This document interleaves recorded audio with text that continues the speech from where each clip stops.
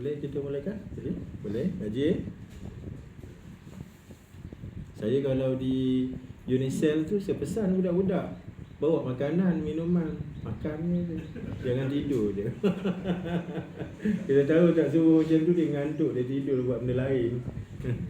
Makan tu, makan, minum je.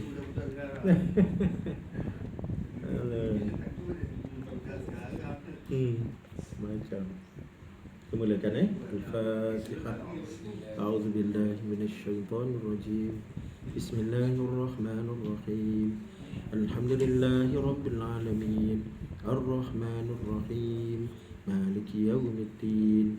Iyyaka na'budu wa iyyaka nasta'in. Ihdinas siratal mustaqim. Siratal ladzina an'amta 'alaihim ghairil maghdubi 'alaihim waladdallin. Amin. Alhamdulillahi wa kafa, wassalatu wassalamu ala habibina al-mustafa wa ala alihi wa ashabihi ajma'in. Qala rabbi shrah li sadri wa yassir li amri wahlul 'uqdatam min lisani yafqahu qawli, amma ba'd. Yang dikasihi Fadil Ustaz Harun, seluruh ahli keluarga, yang dikasihi abang-abang, kakak-kakak, seluruh hadirin hadirat sidang jemaah yang dikasihi sekalian. Alhamdulillah, alhamdulillah, kita rokokkan lagi syukur pada Allah Ta'ala. Pertemuan pada pagi hari ini kita langsungkan lagi dalam keadaan masing-masing kita kan. Ada barangkali diuji dengan musibah banjir. Ada di antara kita kalau di Ijuk sana ada jemaah-jemaah kami ni yang naik air kat rumah. Sehari dua ni itu hujan nampak kan. Mudah-mudahan apa yang berlaku itu semakin menambah report kebaikan kita di sisi Allah Ta'ala dengan syarat sabar pada diri kita, insya-Allah. Marilah sebagaimana yang biasa kita menilik pada hati kita lillahi ta'ala kan. Kemudian sucikan daripada perkara-perkara yang berbentuk racun-racun hati, khususnya riya, ujub dan juga sum'ah, termasuklah takabur, sombong. Supaya mudah-mudahan apa yang kita lakukan ini memberi kesan kerja sedikit masa yang pendek, tetapi kesannya maksimal, kesannya besar pada kehidupan dunia dan akhirat kita. Maka bagaimana nak hasilkan kesan maksimal itu? Antaranya ialah dengan kita jaga hati kita. Mudah-mudahan dengan jagaan hati dipenuhi dengan sifat-sifat yang baik, terhasillah apa yang kita harapkan, mendapat redha di sisi Allah Ta'ala. Untuk itu sebagaimana biasa kita sama-sama memperbaharui lafaz melakukan ibadah. Nak berniat iktikaf tak lepas kita niatkan secara umum saja aku melakukan ibadah di tempat ini lillahi ta'ala, dan lain-lain ketaatan yang lain untuk kita memastikan niat kita benar dan di sisi Allah juga menerima kita dengan pandangan redha dan juga kasih sayang, insya-Allah. Sahabat yang dikasihi sekalian, pada pagi hari ini kita sambung pengajian kitab kita Tanbihul Ghafilin, peringatan pada orang-orang yang lalai, Al-Imam Abu Lais As-Samarqandi rahmatullahi alaihi wa nafa'ana bi'ulumihi fid darain. Mudah-mudahan Allah menerima atau memberi manfaat besar kepada kita dengan kitab yang baik ini dunia dan akhirat. Kita masih melihat kepada bab amar ma'ruf nahi munkar. Amar ma'ruf nahi munkar pada muka surat 94. Jadi perbincangan pada muka surat 94 ni dia sambungan daripada 93. Iaitulah perbincangan mengenai satu keadaan pada urusan amar ma'ruf nahi munkar ni yang menuntut pengorbanan daripada kita orang-orang yang beriman. Apa pengorbanan itu? Sampai ke satu tahap terpaksa berhijrah. Sedangkan semua kita tahu bila berhijrah ni maknanya dia melibatkan kepentingan dirilah. Hijrah ni pindah. Jadi sampai ke tahap perlu berpindah, maknanya tinggal tempat lahir kita, tanah air kita, tinggal harta benda kita, tinggal segala kesayangan kita, pergi kepada satu tempat yang asing pada kita, itu tempat baru pada kita yang kita tidak dapat jangka lagi. Apakah potensi kehidupan masa depan kita? Tempat baru ni lagu mana keluarga kita nanti? Tempat baru ni lagu mana pula makan minum kita? Baik ke tidak? Luas ke tidak? Macam-macam lah. Jadi dalam jangkaan yang sama-samar itu, tiba-tiba kita perlu berhijrah. Kenapa? Tuntutan amar ma'ruf nahi munkar. Dalam kehidupan kita hari ni memang biasalah, siapa masalahnya hijrah ni. Tapi hijrah yang kita buat dalam kehidupan kita ni tuntutan dunia, tuntutan kehidupan rezeki kita. Tamanya hijrah dari sudut pendidikan, Haji kan? Daripada sekolah rendah kepada sekolah menengah, sekolah menengah ke alam universiti, itu hijrah juga tu. Tapi memanglah pengalaman kita kan, nak tinggal sekolah rendah masuk sekolah menengah, kan sedih kan tu. Ada majlis perpisahan tu antara lagu yang melekat kat hati, lagu perpisahan tu lah. Bertemu dan berpisah, ingat sampai sekarang lah dah. Kemudian buat lele-lele sikit air mata kan. Tu pasal apa? Sedih nak pindah dari alam sekolah rendah ke alam sekolah menengah. Jadi itu tuntutan sistem pendidikan kita. Kemudiannya tuntutan juga hijrah berlaku pada urusan rezeki kita. Daripada kerja tak berapa comel, nak bagi comel sikit, maka kita hijrah. Begitu juga rumah kita hijrah juga. Daripada rumah setinggan pergi ke Sting Garden lah, bukan Sting Garden. pada taman-taman, pada tempat yang baik. Maknanya apa? Hijrah ni memang biasa kita terlibat, tetapi realiti yang berlaku pada kita yang melibatkan kehidupan kita, duniawi kita. Tetapi bila kita bincang bab amar ma'ruf nahi munkar ni lain.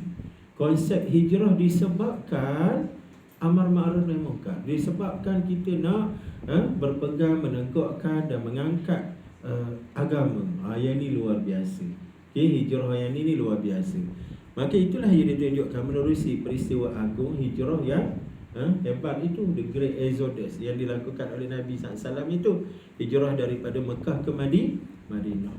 Maka itu adalah tuntutan pada amar ma'ruf nahi munkar, dan siapa yang melakukan urusan itu, pahala dan fadilahnya cukup besar. Ini yang sedang kita teliti pada nas ataupun pada teks yang sedang kita baca ini. Kita tengok surat 94 itu. Dan Nabi Muhammad sallallahu alaihi wasallam telah berhijrah dari Mekah ke Madinah. Maka siapa di daerah yang penuh maksiat, lalu dia keluar daripadanya kerana mengharapkan redha Tuhan, maka telah mengikuti jejak Nabi Ibrahim dan Nabi Muhammad sallallahu alaihi wasallam. Nabi Ibrahim kita bacakan sebelum ni lagi. Maka insya-Allah akan menjadi kawan keduanya di syurga. Firmanullah Ta'ala, a'udzubillahi minasyaitonir rajim. Wa man yakhruj min baitihi muhajiran ila Allah wa rasulih thumma yudrikuhul maut faqad waqa'a ajruhu 'ala Allah wa kana Allahu ghafurur rahima. Dan sesiapa yang keluar dari rumahnya berhijrah kepada Allah dan Rasulullah kerana taat kepada Allah dan Rasul, bukan kerana tujuan duniawi tadi tapi kita kalau ada ilmu tujuan duniawi pun, kalau kita pandai sandarkan kepada akhirat, kepada Allah, dia jadi agama lah juga kan. Sebagaimana kita belajar lah, apa-apa yang kita buat ia menjadi ibadah dengan syarat ilmu tu, iaitulah iman kepada Allah dan tidak bercanggah dengan urusan agama. Kemudian mati, maka pahalanya telah dijamin oleh Allah, dan Allah itu Maha Pengampun lagi Penyayang. Faqad waqa'a ajruhu 'ala Allah, telah terhenti pahalanya kepada Allah. Maknanya pahalanya dijamin oleh Allah. Hak Allah. Berapa banyak pahala tu? Wallahu a'lam. Setara mana? Besar mana pahala tu? Dan kita faham besar tak besar pahala tu ialah bergantung dengan besar tak besar musibah yang kita tanggung. Keras tak keras kita punya ujian, dan pahala kita datang sini kan. Tak serupa kita ada 50 orang ni sama belaka dapat 100 markah ke? Tak. Ada orang yang exceeding, yang sampai lebih 100 markah pun awak, bergantung dengan kesukaran kita kan. pada godaan hawa nafsu kita, pada kuatnya pengorbanan mujahadah kita, maka pahalanya duduk kat situ. Itulah pada urusan yang cukup besar, iaitulah nak menegakkan agama amar ma'ruf nahi munkar ini sampai ke tahap kita terpaksa melakukan hijrah, sebagaimana yang dilakukan oleh kumpulan Nabi-Nabi dan Rasul-Rasul. Dalam teks ini ditumpukan kepada Nabi Ibrahim dan Nabi sallallahu alaihi wasallam. Dan kalau kita kaji bab hijrah Nabi SAW, memang kita lihat bagaimana besarnya pengorbanan yang dilakukan oleh sahabat-sahabat yang terlibat. Sekitar dalam 100 orang yang terlibat dalam peristiwa hijrah itu. Besar tak besarnya sebab mereka pergi ke Madinah dalam keadaan mereka meninggalkan kesayangan mereka, dan dalam keadaan mereka meletakkan tumpuan mereka hanya kepada Allah dan Rasul. Walaupun ada di antara mereka terpaksa meninggalkan kelebihan harta dunia. Tengok kan dalam peristiwa hijrah tu, apa yang namanya Suhaib Ar-Rumi. Suhaib Ar-Rumi yang ketika dia dalam perjalanan nak keluar daripada Mekah, tiba-tiba dia disekat oleh kumpulan-kumpulan kafir. Tak silap saya Abu Jahal ketika itu beri warning kat dia, beri dua pilihan, sama ada kamu nak ikut Muhammad ataupun nak stay dengan apa yang kamu ada ni. Kalau kamu nak ikut Muhammad, kena lepaskan segala pemilikan yang kamu ada ni. Ini adalah harta-harta yang kamu dapat ketika duduk di Mekah. Jadi kalau kamu nak tinggal ke Mekah, tinggal balik perkara tu. Akhirnya dia pilih Allah dan Rasul. Dia pilih Allah dan Rasul dalam keadaan dia melepaskan, melupuskan segala harta benda yang ada. Okay? Bila Nabi SAW dengar apa yang berlaku, Jibril beritahu pada Nabi SAW. Nabi menyebut Rabihal Suhaib, Rabihal Suhaib, Rabihal Suhaib. Untungnya Suhaib, untungnya Suhaib. Untung kat mana tu? Di sisi Allah Ta'ala. Faqad waqa'a ajruhu 'ala Allah. Pahalanya telah dijamin oleh Allah Ta'ala. Apa sebab? Kerana kekuatan iman dan kesungguhan kebenaran iman dia itu menyebabkan dia sanggup untuk buat benda-benda yang logik akal manusia tak boleh nak terima. Kenapa nak ikut Islam sampai sanggup kerugian seperti itu rupa? Itulah yang berlaku dalam peristiwa hijrah.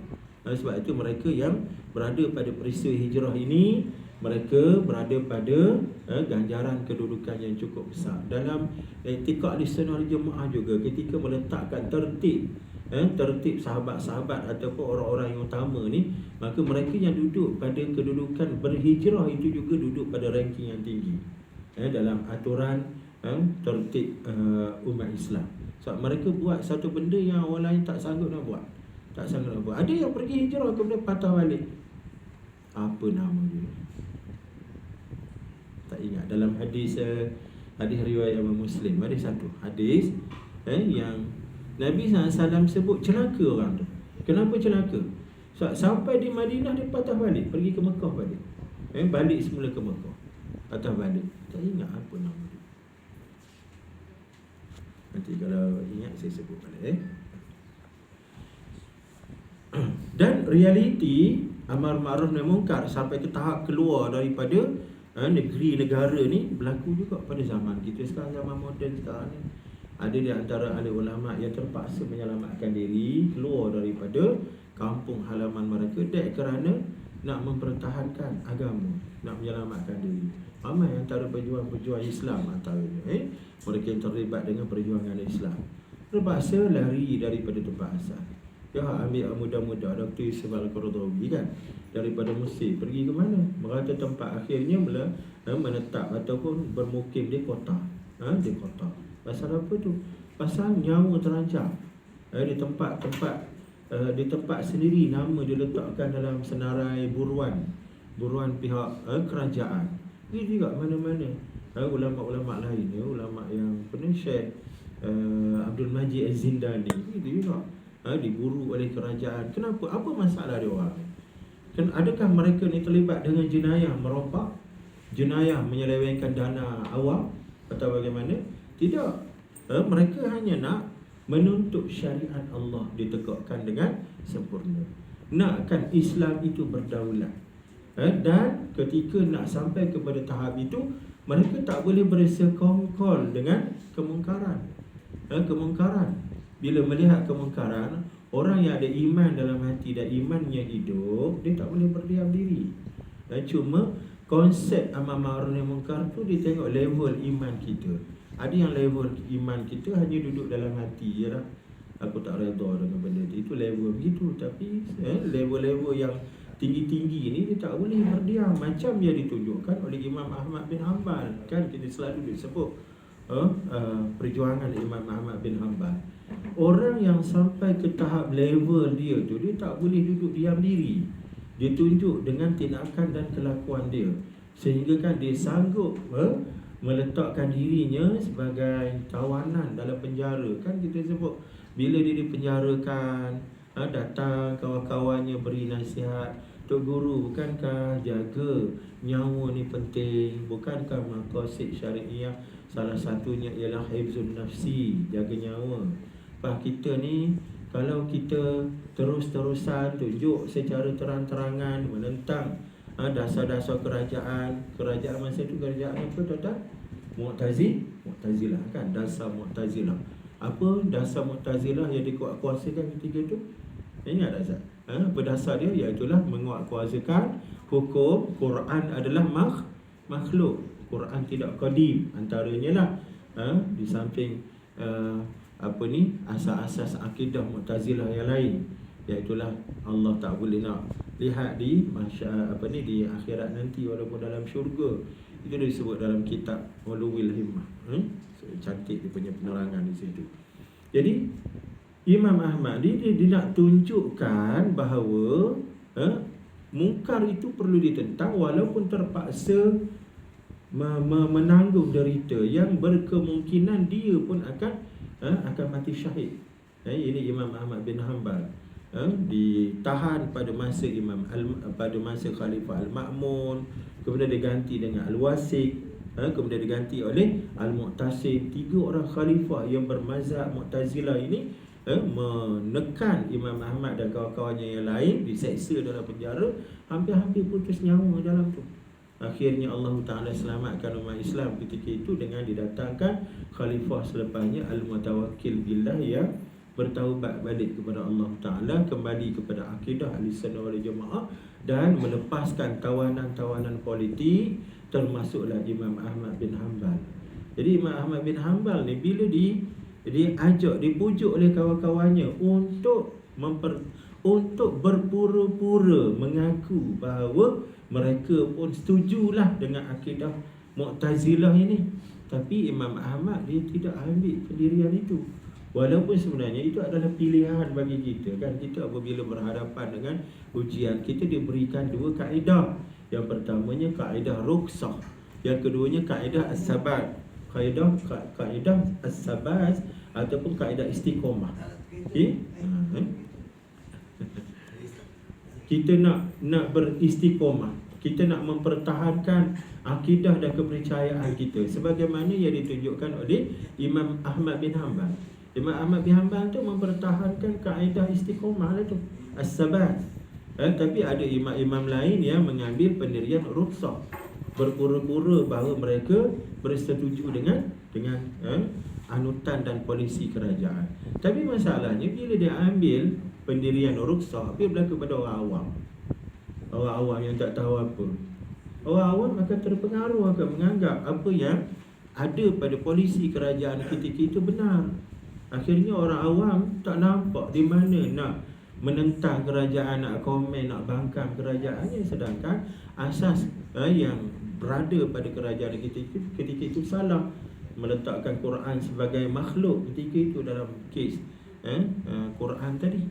Itulah kita ambil pengajaran daripada apa yang berlaku. Akhirnya ada segelintir ulama yang sanggup, orang kata apa, jadi lilin, membakar diri, sanggup untuk mengorbankan diri. Ya dah, sanggup mengorbankan diri, asalkan kebenaran itu sampai kepada pengetahuan dan kefahaman masyarakat awam. Itu yang kata-kata Imam Ahmad bin Hanbal menjadi satu, kita kata apa, menjadi satu keramat. Kata-kata keramat, Iza sakatal alimu 'anil haqqi taqiyatan wal jahilu yajhulu famata yatabayyanul haqq. Jika sekiranya orang alim ni mengambil sikap bertaqiyah daripada menyatakan kebenaran, ambil sikap taqiyah ni maknanya berpura-puralah ikut kesesatan tu dek kerana bertaqiyah, tak berani nak menyebut tentang kebenaran. Wal jahilu yajhalu, sedangkan orang-orang jahil tetap dengan jahil. Orang jahil berterusan dengan jahil, tak sampai ilmu pada orang ni. Famata yatabayyanul haq, maka bilakah masa kebenaran itu dapat terserlah diketahui orang. Maknanya Imam Ahmad bin Hanbal mengambil pendirian untuk sanggup mengorbankan diri asalkan kebenaran itu sampai. Dan hasil daripada perjuangan kebenaran itulah kita sampai hari ini boleh berhujah dengan baik bahawa Islam yang ada pada kita ni adalah Islam yang original, yang genuine, bukan Islam yang sudah mengalami penyelewengan dan kesesatan. Cuba bayangkan kalau Imam Ahmad bin Hanbal nak jaga nyawa punya pasal, maka beliau mengambil sikap bertaqiyah, berpura-pura membenarkan akidah sesat kumpulan Mu'tazilah. Apa jadi pada kita hari ini? Maka kita tak ada hujah nak mempertahankan Islam kita. Orang akan menganggap Islam kita ni adalah Islam yang sudah kita kata apa, di fabricated, apa yang sudah diselewengkan, sebagaimana ajaran Nabi Isa, Nabi Musa diselewengkan kepada Yahudi dan Nasrani hari ini. Itulah kekuatan perjuangan amar ma'ruf nahi munkar oleh Imam Ahmad bin Hanbal dan mereka yang sealiran dengannya, seperti Imam Al-Khuzai. Jadi atas dasar ni lah kita berada dalam konteks kita di Malaysia kan, dalam realiti kita hari ni. Bila kita rasa Islam yang kita pegang ni aman-aman saja, tenang-tenang saja, sihat-sihat saja, segar-segar saja, kita jangan fikir bahawa tidak ada ujian dan cabaran pada Islam itu. Barangkali tidak sampai pada faham dan tahu kita. Sedangkan realiti yang berlaku setiap saat sentiasa bertentangan antara nilai baik dan nilai jahat. Nilai malaikat dengan nilai syaitan, malaikiyah dengan syaitanawiyah sentiasa berperang, bertentangan. Cuma ada orang-orang yang buat kerja tu yang tak nampak pada kita. Yang tak nampak pada kita. Siapa? Orang yang mempertahankan kebenaran Islam. Dan mujahid-mujahid ini, yang hasil daripada pengorbanan orang-orang inilah menyebabkan kita orang-orang awam ni menerima Islam secara tenang-tenang sahaja. Padahal hak sebenarnya berlaku di sebalik ketenangan itu, secara mikronya, secara halusnya, kita akan jumpa pertentangan pada setiap masa. Buktinya sampai ke hari ini ada alim ulama yang teraniaya, yang dalam keadaan ditekan, diseksa, dalam penjara-penjara, dalam penjara-penjara. Apa masalah dan kesalahan dia orang?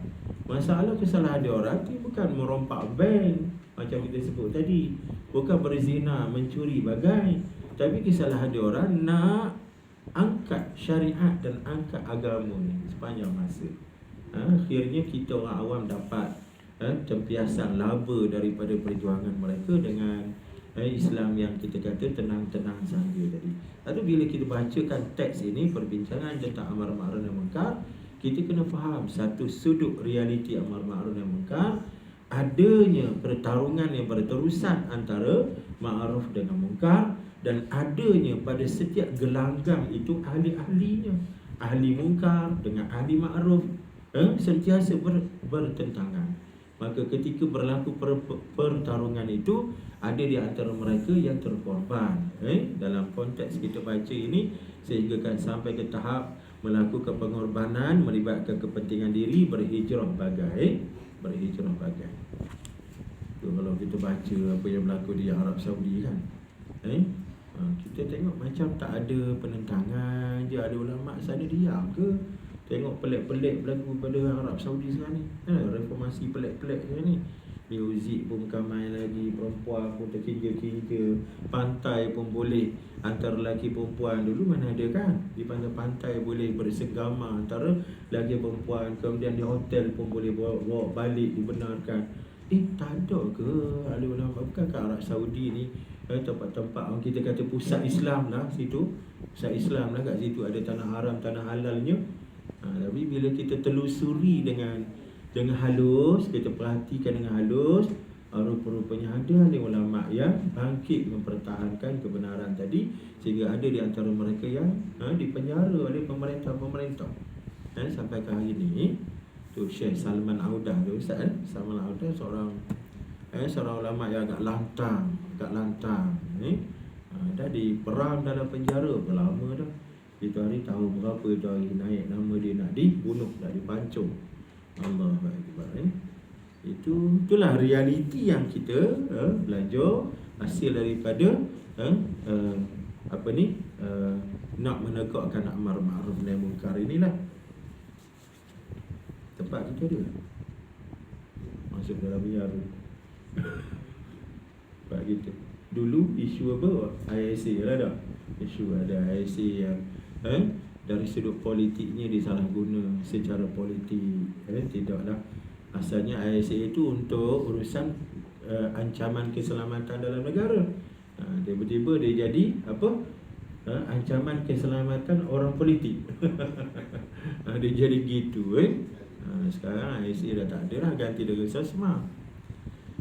Allah, tapi realiti itu yang perlu kita faham bila kita bincang tentang amar ma'ruf nahi munkar, bahawa hujung kepada pelaksanaan amar ma'ruf nahi munkar ni dia akan pergi pada ujian Allah Ta'ala, sehingga melibatkan pengorbanan diri dan sebagainya.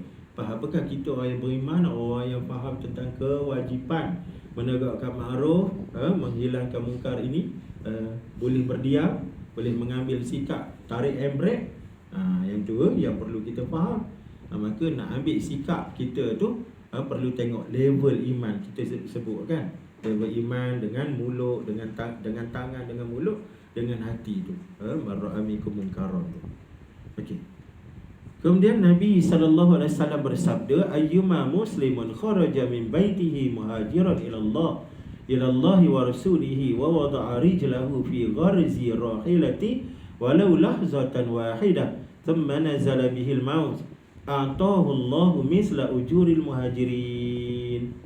Tiap-tiap seorang muslim yang keluar dari rumahnya berhijrah menuju taat dan keredaan Allah dan Rasulnya. Maknanya siapa-siapa yang melakukan perjalanan hijrah kerana Allah dan Rasul, lalu meletakkan kakinya di atas kenderaan, walau baru berjalan selangkah kemudian mati, maka Allah akan memberinya pahala orang-orang yang berhijrah. Sebab ada di antara sahabat Nabi yang ketika dalam perjalanan nak pergi ke Madinah, tiba-tiba mati, tak sampai ke Madinah.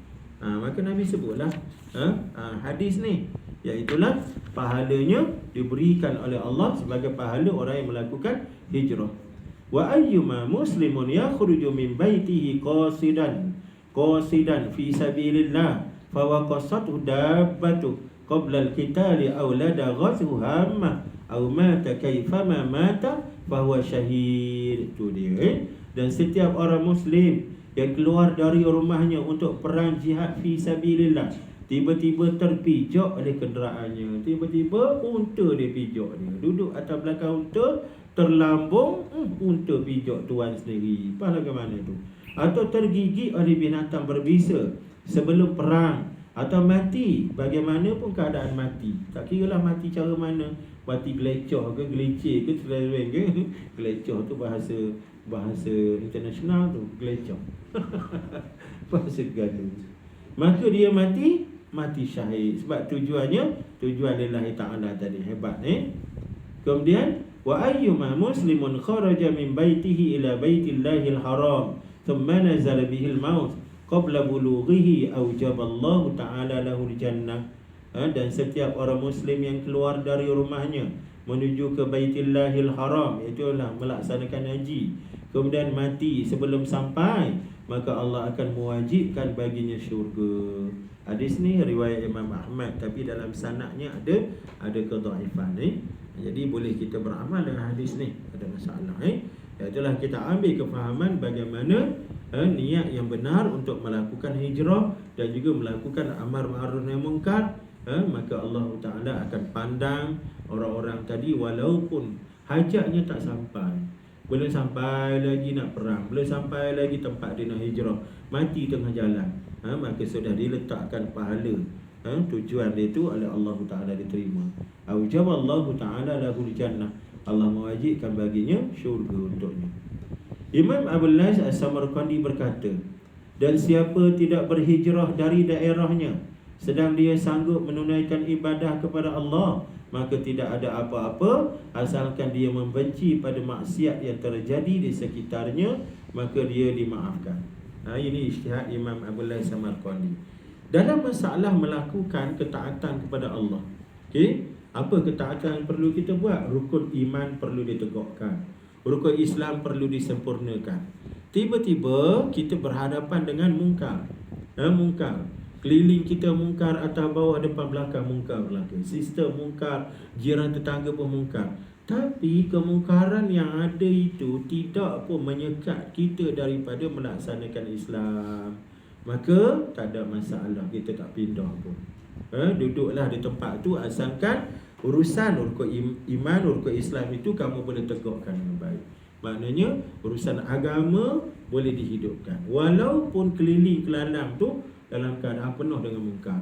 Habis tak cuba buang ke mungkar-mungkar tu, tak cuba tegur-tegur ke? Di situlah letaknya kekuatan diri kita. Kat situlah kena tinang-tinangkan. Sama ada bila kita menyuarakan bantahan itu, apakah mudarat ataupun manfaat yang timbul. Kita dah bincang pada awal perbincangan dulu, ingat tak? Siap mungkar yang ada di depan mata, dia tidak semestinya dihadapi dengan apa? Dengan perlawanan. Malah ada hukum-hukum dia kan. Ada hukum wajib dilawan, ada hukum haram dilawan, ada hukum harus dilawan. Ya tak? Bila masa wajib kita lawan mungkar yang ada depan mata? Bila masa? Apabila kita tinang-tinangkan kalau kita lawan, maka mudarat yang kita nak buang tu dia hilang sungguh. Dan manfaat yang kita nak tu datang sungguh. Maka ketika itu hukumnya adalah wajib. Tak buat, tak betul. Tak buatnya berdosa, buatnya dapat pahala. Tapi kalau kita lawan mungkar yang ada tu, tiba-tiba mudarat yang lebih besar datang. Mudarat tu 10%. Bila kita lawan, dia jadi 50%, 60%, maka hukumnya adalah haram. Hukumnya adalah haram, tak boleh kita tegur. Sebaliknya, tegur macam mana? Tegur dalam hati, dalam hati. Tak boleh tegur secara depan gitu. Itulah ulama kita buat contoh apa yang berlaku di mana. Kita ambil contoh berlaku di Iraq. Apabila masyarakat Islam ketika itu terpengaruh dengan propaganda dan kempen besar-besaran, tentera-tentera Eropah, mereka syarikat. Mereka duk pujuk rakyat Iraq untuk memberontak terhadap siapa? Saddam Hussein. Awak nak berontak terhadap Saddam Hussein. Jahat, katanya jahat. Keras benar. Bunuh sembrono. Siapa dia nak bunuh? Pantang. Pantang tak kena sikit bunuh. Dah kisah dia tembak adik dia dengan adik ipar dengan adik ipar kan. Dia tembak macam mana. Dia pujuk adik dengan adik ipar dia ni lari menyelamatkan diri ke Arab Saudi. Kemudian dipujuk balik, nak diberikan pengampunan. Bila sampai di satu tempat dalam satu bilik tu, selamba dia keluar pistol, dia tembak. Dia baca cerita dia masa tu. Jadi rakyat Iraq terpedaya dengan propaganda barat tadi. Akhirnya mereka bersama-sama dengan tentera, kononnya tentera pembebasan, Liberal Army pada ketika itu. Tiba-tiba apabila tumbang Saddam Hussein, apa yang berlaku? Bila tumbang Saddam Hussein, rupa-rupanya muncul Saddam baru hak lagi jahat. Dan hari ni orang semua buka mata. Rupa-rupanya yang dikatakan Saddam Hussein penjenayah jahat ni tidak, rupa-rupanya jenayah pada barat, pada Islam dia baik rupanya. Dia jenis orang hak tak boleh kata, tak boleh tunduk kepada barat. Patutlah dijadikan musuh oleh barat. Yang sewaktu dengannya adalah Muammar Gaddafi sebenarnya kan. Baru rakyat Iraq hari ni menyesal habis. Dan sampai ke hari ni Iraq tidak tenang. Apabila Saddam jatuh, Amerika tinggalkan politik Iraq dalam keadaan kucak kacir. Dia berikan kuasa politik kepada golongan Syiah untuk jadi penguasa. Sedangkan Syiah di Iraq 15% saja. Macam mana macam mana nak diyakini yang 15% ini boleh mengawal 85%? Tapi apa dia peduli? Mereka punya tujuan adalah divide and control, pecah dan perintah. Itu saja tujuan dia. Sudah pun sampai apabila tumbangnya dan terbunuhnya Saddam Hussein. Itu orang ambil contoh apa yang berlaku itu. Nak buang mudarat, kononnya Saddam ini mudarat, tiba-tiba yang muncul mudarat yang lebih besar. Sampai ke hari ini ketenangan, undang-undang penguasaan di Iraq tidak berlaku. Tidak berlaku. Ketenteraman tidak berlaku. Ada seorang pakcik tu, seorang tua, dalam majalah 3 dia fokus pada pakcik ni. Macam mana pakcik ni cerita pada peringkat propaganda awal yang dilakukan oleh Barat untuk menumbangkan Saddam Hussein ni, dia salah seorang daripada orang yang menyambut propaganda tu, dan dia bersama-sama dengan tentera-tentera pembebasan tu kononnya menjatuhkan kerajaan Saddam. Bila Saddam Hussein jatuh, dia antara orang awal keluar dari rumah bawa kapak pergi takir patung Saddam di tengah-tengah Baghdad. Nak tumbangkan, geram punya pasal pada Saddam Hussein. Tapi bila berlaku apa yang berlaku, baru dia tahu puak-puak ni kena tipu atas darat. Orang Islam ni kena tipu kat atas darat. Menyesal dia kata rupa-rupanya ketenangan yang diharapkan langsung tidak berlaku. Sesudah Saddam tak ada, malah diakui sekeras-keras Saddam Hussein, tidak ada keributan yang berlaku dalam masyarakat. Yang dikatakan keras tu, keras dia dengan Barat, dengan rakyat sendiri yang taat patuh, dijamin kehidupan yang baik. Itu nak cerita bagaimana gambaran mungkar. Ada masa kita terpaksa ambil sikap berdiam, tapi bukan maknanya redha. Boleh faham tuan-tuan? Berdiam bukan makna redha. Dalam hati mesti ada rasa la arda bihadzal munkar, aku tak redha dengan mungkar ni. Kalau berdiam dengan arti kata diam sungguh, tak ada cetusan hati, maka rosak pada iman. Sebab iman dia mesti ada refleks dia, ada kesan dia. Boleh faham ya? Contoh kawan-kawan kita duduk di PPR, tuan-tuan, tak mudah nak buat mungkar kat situ tak? Mungkar dalam bentuk apa? Anak-anak, budak-budak muda kita ni, puak-puak ni pula satu puak, bukan seorang dua bila buat satu-satu benda. Vandalism ke apa saja. Jadi kita tak ada kekuatan nak buat macam mana? Tak ada kekuatan, kita dalam hati dulu. Tapi adakah kita orang tua ni diam macam tu? Pergilah cari kekuatan. Kekuatan itu duduk dalam jemaah. Jemaah mana? Macam-macam boleh kita jadikan sebagai sandaran. Kekuatan jemaah di sebuah masjid, kumpulkan orang-orang sebuah masjid. Kekuatan jemaah atau NGO, dan ada kita punya jemaah Islam kita, gunakan kekuatan itu. Cuma atas nama individual seorang-seorang, itu membahayakan kita.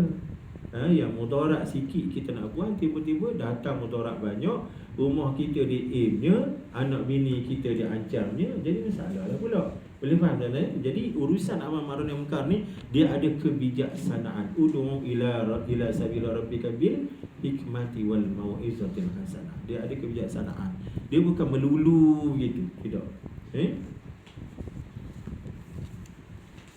Bila masa menyanggah kemungkaran itu, hukumnya harus. Hukumnya harus. Buat boleh, tak buat pun tak apa. Bila kira-kira kita, kalau kita tegur, kita halang, benda tu hilang, tapi diganti dengan mudarat hak sama level. Kita tegur dia, janganlah isap rokok. Agak-agak kita dia berhenti kot isap rokok, tapi dia tukar pada weed pula. Tukar pula pada weed. Walaupun kawan-kawan kita faham bahagian tu, dia kata weed lagi bahaya tak? Wallahualam. Tapi mudah ceritanya kita kata nampak sama level lah tak? Kalau sama level dia tu hukumnya harus. Boleh faham tak? Tapi harus di situ bukan maknanya kita setuju dengan mungkar tu. Dalam hati kena hidup. Tak setuju dengan mungkar. Mungkar tetap mungkar, tuan-tuan. Sebab itu adalah asas kepada Islam, iaitulah mungkar dan ma'ruf. Mungkar untuk dibuang, ma'ruf untuk diangkat naik. Itu asas. Islam tegak di atas, tuan-tuan. Abdullah bin Mas'ud radhiyallahu anhu berkata, cukup bagi seorang yang melihat mungkar dan dia tidak dapat merubahnya, kita bincang tadi kan, asalkan Allah mengetahui dalam hatinya bahawa dia tidak suka pada mungkar itu. Maknanya dalam keadaan kita tak mampu nak merubah, dan kerana kita minoriti, yang tak baik itu majoriti, maka kita tetap juga merubah dalam hati, supaya setidak-tidaknya kita bertindak secara iman gitu. Dan iman tak boleh duduk diam melihat mungkar, itu asasnya. Iman mesti refleks, mesti bertindak balas. Tinggal lagi tindak balas secara nyata ataupun tidak, kat situ dia duduk pada keselamatan, kepada kepentingan, kepada hikmah tadi. Sebahagian sahabat radhiyallahu anhum berkata, jika seorang melihat kemungkaran dan tidak dapat mencegahnya, maka hendaklah membaca Allahumma inna hadza munkaran fala tu'akhizni bi. Ya Allah, ini adalah mungkar, maka janganlah menuntut aku dengan adanya mungkar ini. Maknanya jangan engkau menyalahkan aku disebabkan mungkar ini ada. 3 kali. Maknanya apa? Hatinya mesti tegakkan iman dalam hati. Bagaimana? Akui bahawa benda itu mungkar dan dia tak setuju, dan minta dengan Allah supaya dia tidak dibalakkan. Sebab apa? Sebab kita belajar sebab ataupun syarat datangnya balak. Apa dia tuan-tuan? Syarat balak tu muncul. Apa syarat dia? Mungkar diterang-terangkan. Boleh faham Mungkar dibuat secara terang-terangan. Kalau mungkar dibuat secara gelap-gelap, itu cerita lain. Tapi bila mungkar dibuat terang-terang tanpa ada operasi pembersihan oleh orang yang melihat, maka itu adalah syarat balak turun. Innallaha la yu'adzibul 'ama bi'amalil khassa hatta yarawul munkara baina zahranayhim wa hum qadiruna 'ala yughayyiru falam yughayyiru fa iza fa'alu dzalik 'azzaballahu al-'amma wal khassa. Kenapa berlaku kemarau? Kenapa berlaku penguasaan musuh pada kita? Disebabkan mungkar-mungkar tidak dicegah buang, dibiarkan secara terang-terangan. Kalau kita pegang buah tu, kita fahamlah dari sudut fiqh maksiat. Dari sudut fiqh maksiat, kenapa kehidupan kita ni banyak penuh lepas masalah. Awak, sebab mungkar itu berterabur dah sekarang ni. Payah nak jaga, payah nak sekat. Gerak kerjanya perlu secara besar-besaran. Antaranya apa tuan-tuan? Kemungkaran hak paling basic, melibatkan ibadah solat, sudah dah. Hak tu sudah. Kemungkaran hak paling basic. Mudahnya orang tak semayang. Depan-depan mata dalam keadaan kita dengar, dalam keadaan kita tahu. Duduk sebumbung pula tu. Apakah ada usaha daripada kita untuk amar ma'ruf nahi munkar? Dan apabila ia berlaku secara kecil kemudian merebak, akhirnya dia akan pergi secara besar-besaran lah. Akhirnya pemerintah, pemimpin-pemimpin kita terdiri dari kalangan Allah tak peduli tentang sembahyang. Sebab dia dilantik, dipilih oleh orang-orang yang tak peduli tentang sembahyang. Boleh faham tuan-tuan Jadi itulah dia cerita kong kali kong, bangau-bangau. Daripada satu-satu masalah, dia datang daripada sumber masalah itu, perkara kecil. Itu dalam agama tutup lubang masalah. Mungkar itu tutup sekecil-kecil daripada kita lagi, supaya dia tidak merebak. Jadi perkara yang bersifat collateral damage, bersifat kemusnahan secara umum. Maka jika membaca yang demikian, ia mendapat pahala seperti orang yang amar ma'ruf dan nahi munkar. Boleh tuan-tuan terus kepada satu lagi perbincangan. Umar bin Jabir al-Lakhmi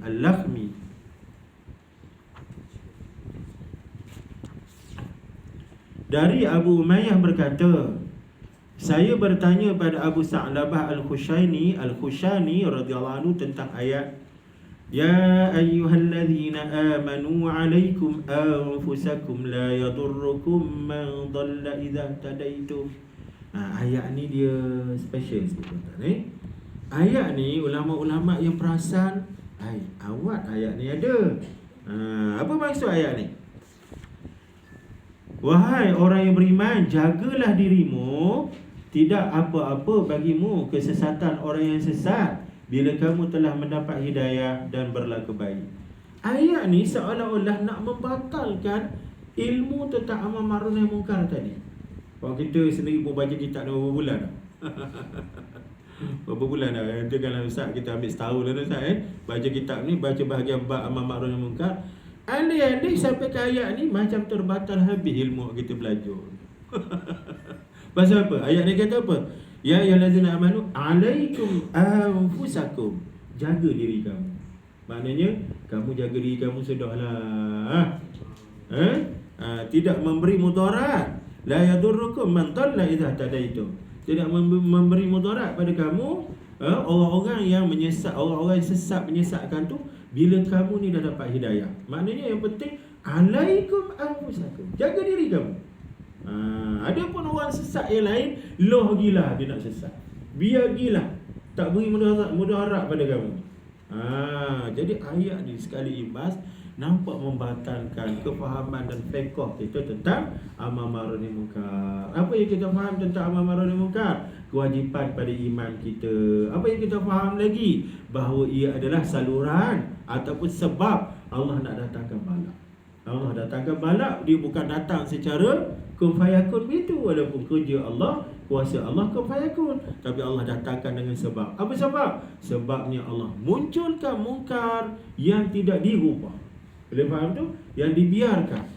Jadi bila kita baca ayat ni pula, sudah, rupanya tak payah mengubah munkar ni. Jadi lagu mana ni? Ada sahabat pergi tanya, faqal, berkata Abu Sa'labah Al-Khushani tentang ayat ni, laqad sa'altu anha khabiran. Engkau telah tanya kepada orang yang benar mengetahui. Saya telah tanya kepada Rasulullah SAW. Maknanya aku pun pernah bertanya macam yang kamu tanya ni, tapi aku tanya pada siapa? Khabiran, pakar dia. Siapa pakar dia? Nabi SAW. Laqad sa'altu anha Rasulullah SAW. Aku telah pun bertanya kepada Nabi SAW tentang ayat itu.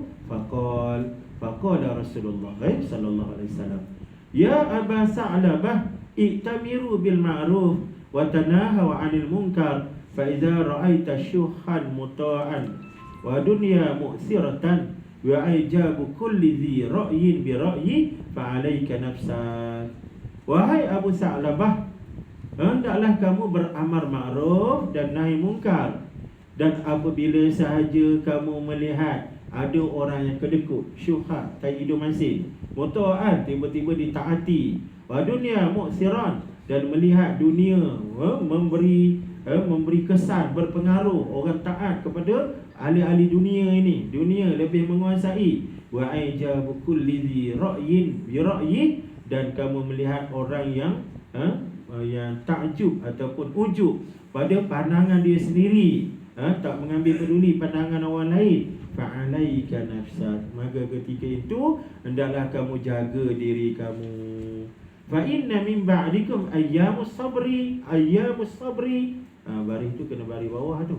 Maka sesungguhnya selepas daripada kamu ini akan ada, tak nampak, akan ada detik-detik kesabaran.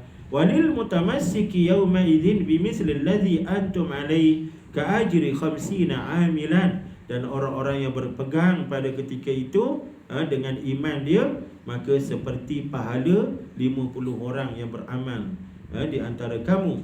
Maka bertanyalah, ya Rasulullah, ka ajri 50 amilan minhum aw minna, apakah yang dimaksudkan dengan pahala 50 itu? 50 orang di kalangan mereka ketika itu ataupun 50 orang di kalangan kita hari ini? Jadi pahala yang ketika itu diberikan Allah 50 orang tu ikut pahala iman mana? Iman para sahabat 50 orang ke iman orang yang berada pada zaman fitnah 50 orang? Maka Nabi SAW sebut bal minkum, bahkan pahalanya adalah seumpama 50 orang dari kalangan kamu, generasi sahabat ini. Hadis ni hadis Imam Abu Daud alaihissalam, Imam Abu Daud rahmatullahi alaihi, dan hukum hadis ni statusnya adalah dhaif, ada dhaif. Sekali lagi boleh kita ambil sebagai panduan pada targhib dan tarhib tuan-tuan. Jadi ayat ini rupa-rupanya bukan memberi maksud kita boleh berpeluk tubuh bila tengok mudarat berlaku dan kerana nak jaga diri kita masing-masing, ataupun bukan bermaksud Allah suruh jaga diri masing-masing dah. Tak payah duk sibuk-sibuk, duk selongkar masalah orang lain. Bukan begitu. Maksudnya dijelaskan oleh Nabi SAW ialah tengok sikit kat bawah tu.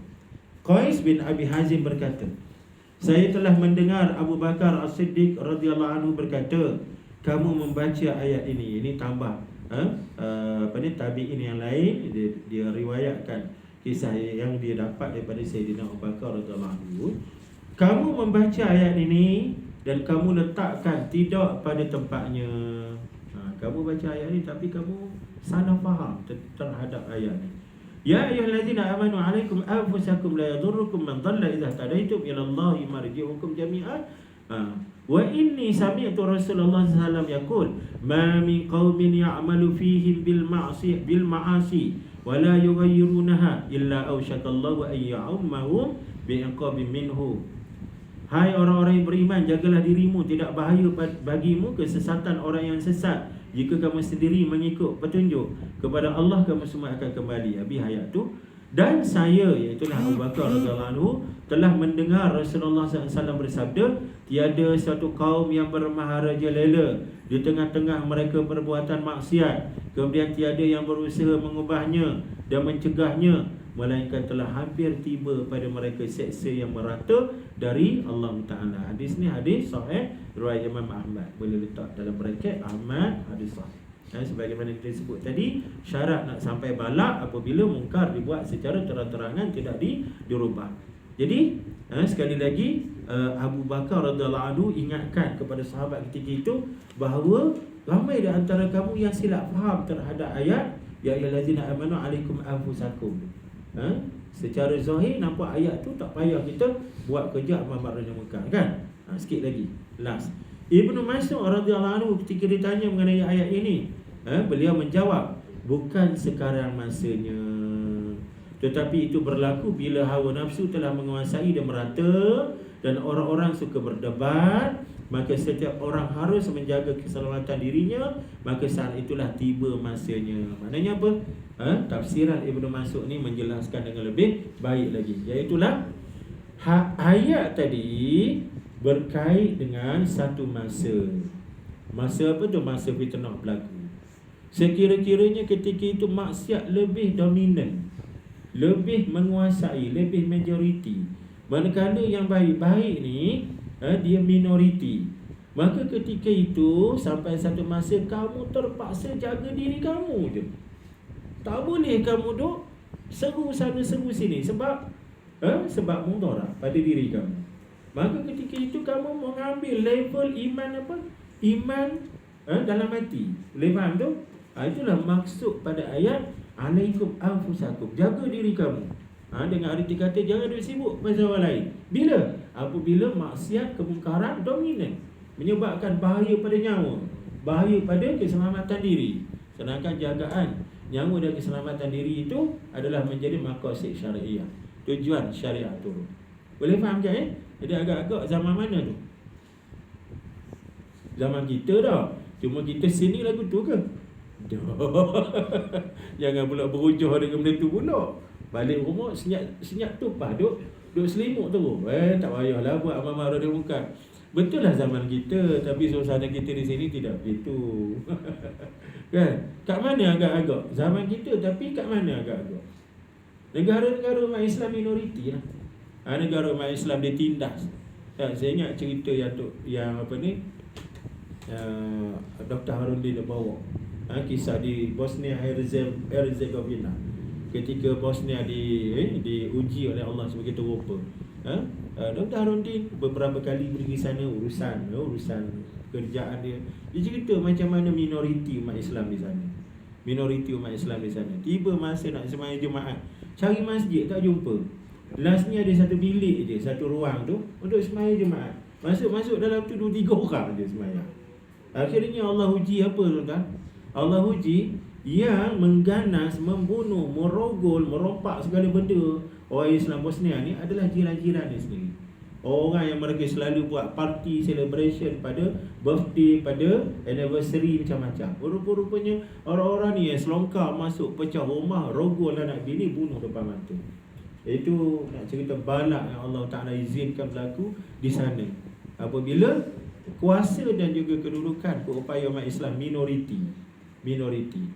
Jadi dalam kes orang-orang Islam yang minoriti ni, mereka terpaksa beramal dengan ayat tadi. Alaikum anfusakum la durrukum man dhalla idza tadaitum. Kamu jaga diri kamu dan jangan bimbang. Selagi mana kamu dapat hidayah daripada Allah Ta'ala, apa yang berlaku, penyelewengan yang berlaku, kesesatan tu tidak akan memberi mudarat pada kamu. Akhirnya ada di antara mereka yang terpaksa hidup secara senyap-senyap, beribadah secara senyap-senyap. Baca satu petikan macam mana susahnya umat Islam nak menegakkan Islam pada zaman Soviet Union dulu. Ketika umat Islam yang minoriti ditekan dengan satu politik yang membenci agama. Ketika itu ada di antara orang Islam yang terpaksa gali lubang bawah tanah, buat ruang bawah tanah dan semayang diam-diam kat bawah tu. Dalam tu. Pasal apa? Suasana politik komunis, etis yang tidak mesra dengan agama. Boleh faham tak? Ini orang yang meyakini dan dapat hidayah bahawa agama perlu dipertahankan. Apa jadi sampai satu tahap orang ini akhirnya dia jadi lemah. Dia jadi lemah diri dan merasakan bahawa tak payahlah susah-susah dengan Islam. Murtadlah pula, jadi senang hidup pun secara merdeka. Itu ujian pada mereka yang duduk dalam situasi Islam minoriti. Lepas tu bila sampai ke tahap agama tak boleh ditegakkan, keyakinan tak boleh dizahirkan, ketika itu wajib melakukan hijrah. Boleh faham tak? Wajib melakukan hijrah. Dan orang-orang yang bertegas tidak berhijrah, dia akan bersoal jawab dengan Allah Ta'ala tu yang dalam Quran tu. Surah apa tu? Tak ingat ayat ni. Surah An-Nisa. A'udzubillahi minasyaitonirrajim. Innal ladzina tawaffahumul malaikatu zalimi anfusihim qalu fima kuntum qalu kunna mustad'afina fil ard qalu alam takun ardullahi wasi'atan fatuhajiru fiha faulaika ma'wahum jahannam wa sa'at masira. Sesungguhnya orang-orang yang apabila dimatikan oleh para malaikat yang menjadi wakil Allah Ta'ala, zalimi anfusihim, dalam keadaan mereka melakukan kezaliman terhadap diri sendiri. Ketika mereka dicabut nyawa, mereka menzalimi diri sendiri. Qalu fima kuntum, lantas malaikat tanya mereka, fima kuntum, kamu ni lagu mana ni? Mati dalam keadaan tercabut iman ni. Lantas mereka kata apa? Kunna mustad'afina fil ard, kami adalah orang-orang yang tertindas ketika di dunia. Maka apa jawapan yang Allah hantar menerusi malaikat ni? Malaikat kata apa? Alam takun ardullahi wasi'atan fatajiru fiha. Bukankah bumi Allah ni luas? Kenapa kamu tidak berhijrah padanya? Faulaika ma'wahum jahannam, mereka ini tempat kemudiannya adalah jahannam, neraka jahannam, dan itu adalah seburuk-buruk tempat kembali. Surah An-Nisa ayat 97. Riwayat sebab nuzul pada ayat ini adalah merujuk kepada kumpulan orang Islam yang tak nak berhijrah ikut Nabi sallallahu alaihi wasallam. Orang hijrah, dia tak nak hijrah. Akhirnya mereka mati dalam keadaan Islam mereka tak boleh dilaksanakan secara benar, dan mereka bersoal jawab dengan malaikat di alam roh. Ini cerita di alam roh. Allah Ta'ala tunjukkan kepada kita apa yang berlaku di alam barzakh ini, di antara malaikat Munkar dan Nakir bertanya kepada mereka ini dengan mereka yang mati dalam keadaan tidak melakukan hijrah. Boleh faham tuan-tuan jadi nak ceritanya sampai satu tahap pada jagaan iman dan Islam ini, kalau perlu dibuat hijrah, hijrahlah. Tapi kalau tak mau hijrah, pastikan supaya iman itu dipelihara, ditegakkan. Tapi itu cukup risikolah duduk seorang-seorang ni kan. Allahu Akbar. Okey, setakat ni tuan-tuan sekalian pada perbincangan amar ma'ruf nahi munkar. Kita lanjut sikitlah dalam konteks sekarang ni tuan-tuan. Apa yang berlaku kepada saudara kita di Gaza hari ni kan? dia pedil, dia bom, dia bunuh depan mata tanpa ada usaha yang sewajarnya daripada dunia Islam. Agak-agak tuan-tuan, kenapa dunia Islam ni diam terhadap tragedi di Gaza? Dan sekarang ni merebak ke Lebanon. Yaman pula bagi tadi dah baca, Amerika ada gempur pula pelabuhan Hodeidah tu. Masya Allah. Sembrono dia orang nak buat, nak rancang pembunuhan, nak bunuh, nak menggempur, nak mengebom. Sembrono. Pasal apa? Mereka tahu dunia Islam diam, tak kata apa-apa. Walaupun mereka ramai 2 bilion. Mereka rompak anak-anak kita, mereka culik anak-anak kita, mereka rogol anak isteri kita, mereka bunuh anak kita dalam keadaan mereka tahu kita duk tengok mereka terbeliak mata tapi tak mampu buat apa. Agak-agak tuan-tuan, apa sebab dunia Islam diam? Turki, Arab Saudi, negara Islam kuat ni Pakistan tuan-tuan. Cuma akhir-akhir ni baru dengar Pakistan duk bunyi sepatah dua kan. Pakistan ni sebab dia ada nuklear, orang lain tak ada nuklear tuan. Iran cuba untuk bina nuklear, sekarang jalan, disabotaj. Ada jurutera nuklear Iran dibunuh oleh ejen Mossad ketika buat umrah, ketika tawaf di Mekah. Tawaf di Kaabah tu dibunuh tuan. Ejen Mossad punya menangan. Allahu Akbar. Tuan-tuan baca tak satu peristiwa pengkhianatan yang hampir-habis berjaya seorang spy Mossad, namanya Eileen Cohen. Pernah dengar tak kisah Eileen Cohen? Eileen Cohen. Pernah dengar tak? Eileen Cohen.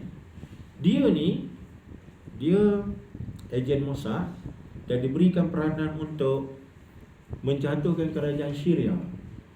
Dan dia punya lakonan dia ni cukup hebat, mantap dan hampir-hampir naik jadi Menteri Pertahanan Syria. Satu langkah je lagi. Dia punya lakonan dia tu berkawan dengan orang politik, dia dapat kepercayaan daripada timbalan presiden ketika itu, tak silap saya, Syria. Sikit je lagi nak naik jadi Menteri Pertahanan Syria. Tapi dia ni ejen Mossad. Akhirnya Allah tak izinkan apa yang dia rancang tu, tak izin. Sebab apa? Dalam perang 1967 tak silap saya, ketika perang panggil perang 6 hari tu kan? Perang 6 hari. Selama je Yahudi kalahkan gabungan tentera Syria, Mesir, Jordan gitu kan? Mudah je ditewaskan.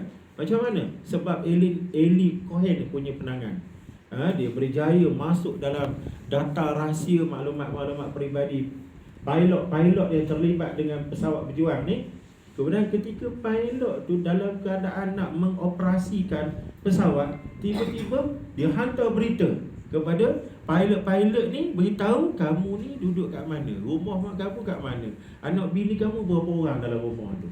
Dia bagi koordinat pada pilot tu untuk tidak meneruskan serangan. Kalau tidak, anak bini di rumah dalam dia punya target dia orang. Akhirnya pilot tuan-tuan tak jadi nak terbang pesawat. Kalau itu perang 6 hari, itu cerita di sebalik apa yang berlaku lah. Ini penangan Eileen Cohen. Akhir kali tuan-tuan, terbongkar dia punya kejahatan ini apabila kedutaan India, kalau tak silap saya, dibuat laporan kepada pihak berkuasa Syria. Dia rasa pelik, kenapa dia orang punya kedutaan ni ada gangguan isyarat pada setiap masa, gangguan sistem. Dia orang nak berurusan secara maya ni, tiba-tiba ada je gangguan tu. Jadi dia rasa pelik. Hingga akhirnya pihak kerajaan Syria ni buat penutupan kalau kita wifi lah, ditutup secara keseluruhan. Tiba-tiba dia dapati isyarat tu tetap hidup juga dekat dengan kedutaan India. Isyarat wifi tu muncul juga walaupun sudah ditutup habis oleh kerajaan. Maka dia buat serbuan tuan-tuan. Serbu punya serbu, rupanya rumah Eileen Cohen. Satu watak manusia yang hampir-hampir diangkat menjadi Menteri Pertahanan Syria. Dan dalam itulah dijumpai penuh dengan data-data rahsia, maklumat-maklumat peribadi orang-orang penting dalam syariah ini. Barulah terdedah rupanya dia adalah ejen Mossad yang hanya selangkah je lagi nak naik jadi Menteri Pertahanan. Kita boleh bayangkan kalau pegang jawatan tu, semua rahsia duduk kat tangan dia. Itu cerita Eli Cohen, pengkhianat Mossad, ejen Mossad yang memang kita tengok gerak kerja Mossad ni cukup hebat. Sampai di Malaysia pun anak-anak Melayu boleh jadi ejen Mossad juga, sampai ketara tu. Duk jual beli senjata kat mana? Di Pekan, Kuala Selangor tu, dekat rumah saya.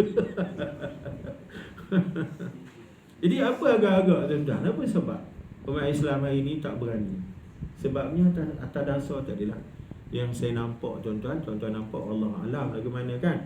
Kenapa kita tak boleh nak bantu Palestin? Sebab masing-masing nak jaga diri. Alaikum anfusakum. Takutnya kita tuan-tuan di-aim ataupun menjadi sasaran kepada Yahudi Zionis. Takut kat situ. Akhirnya itulah berlakulah apa yang berlaku. Esok adalah ulang tahun ke setahun. Ulang tahun setahun. 365 hari umat Islam dibunuh terang-terangan. Setiap kita perlu ada jawapan di mahsyar besok. Apa yang kita buat pada pembunuhan itu. Sebabnya kita tak boleh nak jaga diri masing-masing. Apa yang patut kita buat tuan-tuan? Mungkar yang cukup dahsyat.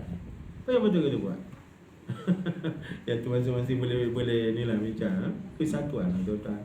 Perlu kembali kepada kesatuan. Nabi SAW sebut dah dalam hadis sahih riwayat Muslim tu, musuh akan dibenarkan menguasai kita apabila kita sendiri berpecah belah.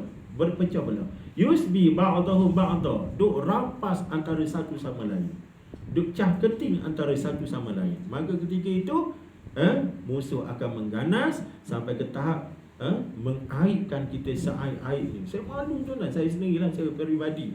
Kita duk baca Quran tu adalah wahyu Allah. Kita duk menyeru nama Allah. Allah itu adalah Tuhan sekalian alam. Tapi isu Palestin kita tak mampu. Memang teruk betul kita punya kesatuan dan juga dunia Islam hari ini berpecah-pecah.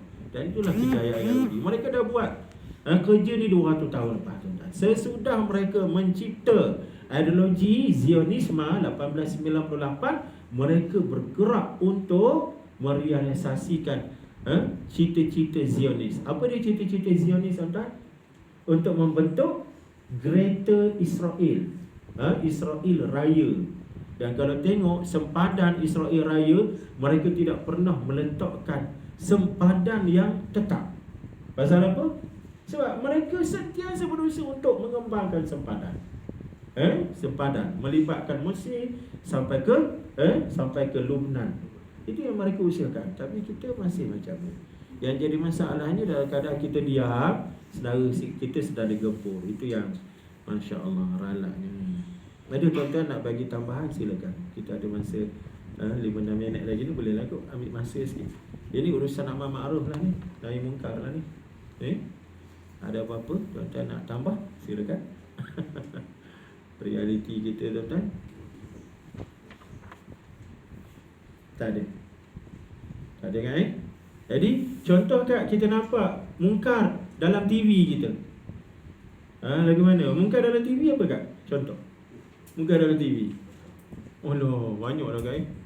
Drama-drama duk peluk-peluk tu. Yang saya ingat hari awal-awal puasa tak akhir ni lah. Hari-hari awal ingat 2-3 Ramadan lah. Cerita apa? Iskandar apa kat? Iskandar Puteri bukan. Iskandar apa? Saja kat tu buat tak tahulah. Iskandar apa cerita tu? Alai. Dia berpeluk kat mak dia, berpeluk dengan anak. Masalahnya dalam filem tu mak, dalam filem tu anak, tapi di luar filem bukan mak dengan anak. Dia peluk dalam tu. Kita baru balik daripada masjid. Geramnya aku. Aduh. Mak dia tu waktu tu Raja Azura. Cuma yang lelaki tu saya tak kenal, pelakon baru. Dalam filem tu mak dengan anak lah. Tapi di luar filem bukan mahram. Mana kita nak buat? Itu dok mengaji amal ma'ruf nahi mungkar. Di situlah letaknya dakwah pada sistem. Sistem apa tu? Sistem hiburan Malaysia lah. Kena letaklah orang kita ni duduk situ. Ustaz Arun tu kena jadi Menteri Komunikasi. Dia tahu amar ma'ruf nahi munkar. Supaya seluruh apa yang berlaku itu adalah ibadah dan kita tidak mencipta balak secara terbuka. Pada masa yang sama, mereka terlibat dalam industri hiburan kesenian pun mereka beribadah. Boleh faham tak Mereka beribadah. Kerja mereka tu dianggap sebagai ibadah apabila duduk dalam sistem yang betul. Tapi kalau sistem tu tak betul, kerja buat maksiat, syubhah pada rezeki, pada gaji mereka. Itulah dia. Itulah orang anggap Islam ni kacau daun. Sikit Islam, sikit Arab. Tidak kan kacau daun. Islam datang nak membetulkan yang tak betul. Awak suka apa? Awak suka menyanyi, silakan awak suka menyanyi. Islam ada bab menyanyi ni khilaf. Ada ulama mengambil pendekatan sederhana, silakan nak menyanyi. Tapi menyanyi yang macam mana? Menyanyi yang duduk dalam kerangka kebenaran syariat. Liriknya jaga, cara bergediknya jaga, masa performance ni jaga. Akhirnya menyanyi itu jadi ibadah. Dengan kita sendiri sekali-sekala masuk juga RTM nak menyanyi. Pasal apa? Ibadah. Tapi sekarang nak pergi, tak berani lah. Itu yang arwah Ustaz Asri tu kan, Ustaz, antara lagu terakhir yang dia gubah lagu apa? Bukan milik kita semuanya, bukan milik kita. Apa yang ada hanyalah Allah yang punya. Tu tidak tahu Ustaz. Lagilah kata-kata liriknya lebih kurang begitulah. Itu antara lirik ataupun lagu terakhir dia gubah pasal dia melihat realiti yang berlaku dalam gelanggang tu. Bergaduh-gaduh, kemudian macam-macam lah, caketing mungkarnya. Tapi umurnya tak panjang kan? Umurnya tak panjang. Allahu Akbar. Dan ingat mungkar yang paling besar, Syekh Dr. Abu Faiz sebut dalam kitab dia, mungkar yang paling besar apabila sistem tidak diletakkan secara syar'i. Apa maksud sistem? Politik kerajaan pemerintahan. Apabila sistem politik kerajaan pemerintahan tidak berasaskan syariat Islam, maka itulah mungkar yang paling besar. Walaupun ada rakyat yang baik-baik, tapi yang baik-baik ini akan dipengaruhi, dikawal oleh sistem yang mungkar. Boleh faham tak? Maka di situlah duduknya kefahaman kita terhadap peristiwa hijrah yang agung, apabila Allah Ta'ala rancangkan perjalanan Nabi itu untuk merealisasikan, membentuk sistem yang paling penting, itulah sistem kehidupan menerusi kerajaan dan pemerintahan Islam. Wallahu a'lam. Kita ada apa-apa nak tambah? Tak ada. Kalau tak ada, sekadar ini saja. Mudah-mudahan sedikit sebanyak kita bincang memberi manfaat kepada kita untuk urusan agama kita dan kehidupan kita dunia dan akhirat. Kita akhirkan dengan tasbih kafarah dan surah Al-Asr.